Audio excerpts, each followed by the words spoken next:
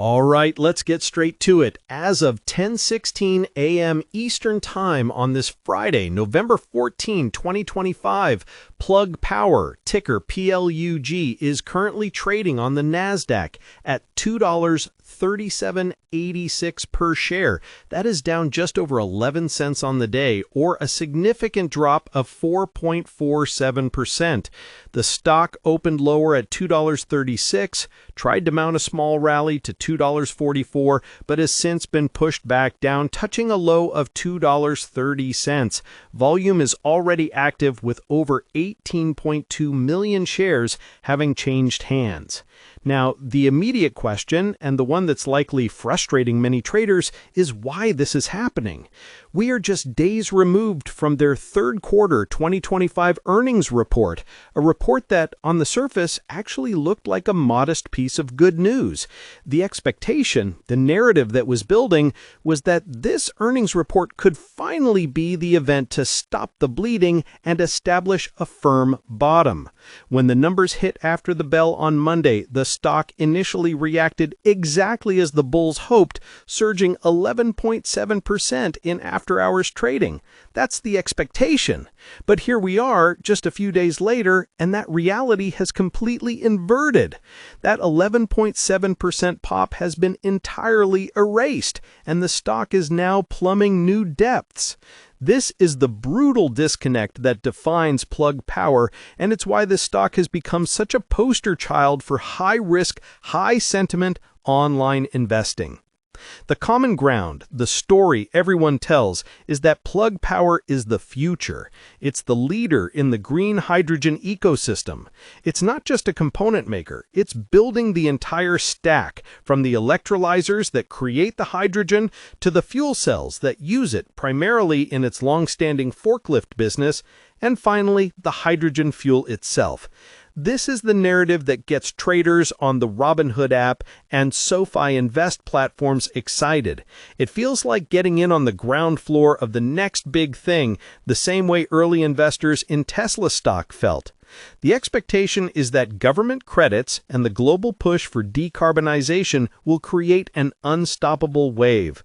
But the market's reality is challenging that story. The deeper take, the one that's driving today's painful price action, is that the market looked straight past the headline earnings per share beat and focused on the cash burn and the mixed revenue picture. This isn't Nvidia stock, which reliably prints massive profits. This isn't Apple stock sitting on a mountain of cash. This is a company that is still spending heavily to build its future, and in a high interest rate environment, the market has zero patience for jam tomorrow. The 11.7% after-hours spike on Monday was the expectation. The 4.5% drop today is the reality. Let's dig into this recent movement because it tells the whole story.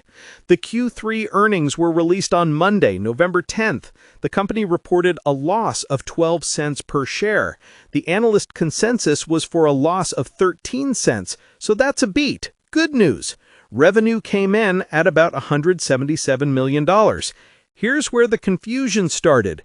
Some consensus figures, like the Zacks estimate, were lower at $170 million. So $177 million looked like a solid beat, but other broader forecasts were looking for a number closer to $187 million.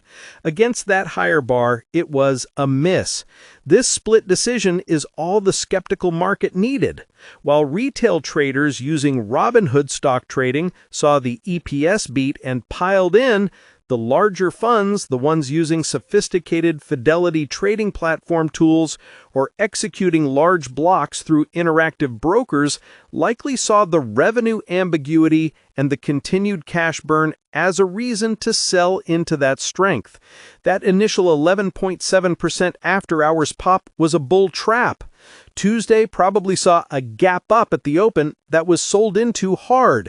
Wednesday and Thursday were likely consolidation and slow bleeding, and now today, Friday, the dam is breaking as stop losses are triggered and the last of the earnings optimism evaporates. This is classic self-investing volatility. This is made worse by the ownership structure. Recent filings show that retail investors are the largest shareholder group, holding around 56% of the company. Institutions only hold about 38%.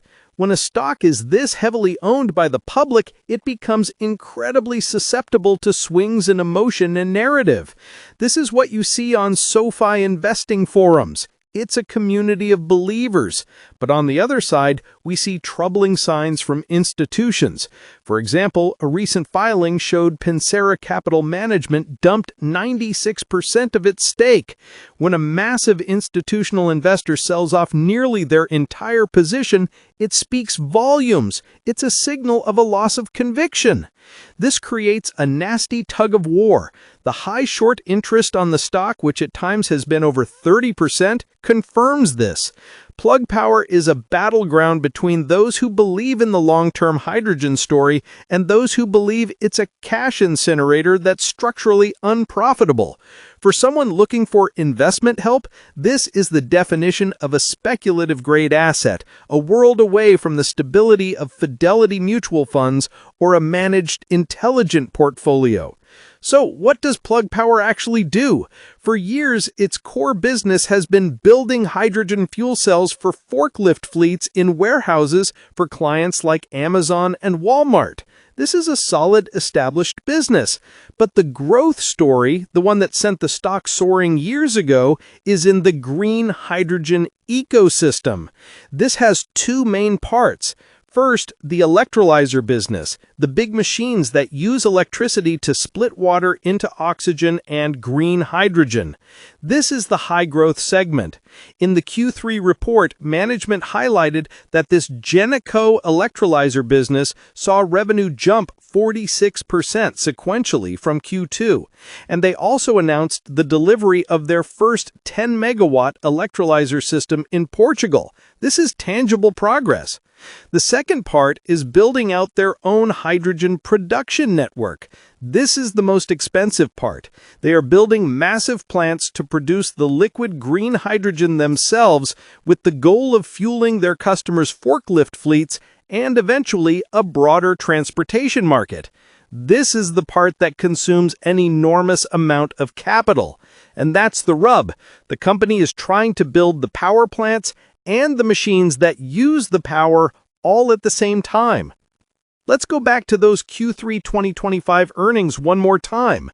The CEO, Andy Marsh, called it a strong third quarter, reflecting continual growth, improving margins, and disciplined execution. He highlighted the electrolyzer growth and the validation of their technology. The incoming CEO, Jose Luis Crespo, added that their path to profitability will be powered by growth, and they are targeting EBITDA positivity by the second half of 2026. Right here is the entire problem.